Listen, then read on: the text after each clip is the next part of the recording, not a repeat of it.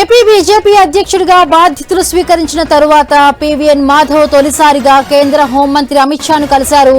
AP రాజకీయాలపై చర్చించారు ఇద్దరు నేతలు. ఏపీలో పార్టీని బలోపేతం చేయడానికి కృషి చేస్తారని మాధవ్ వివరించినట్టుగా సమాచారం.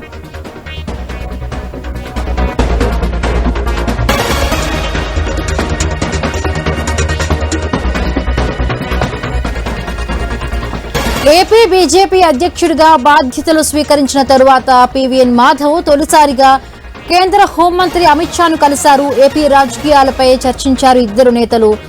ఏపీలో పార్టీని బలోపేతం చేయడానికి కృషి చేస్తారని మాధవ్ వివరించినట్టుగా సమాచారం.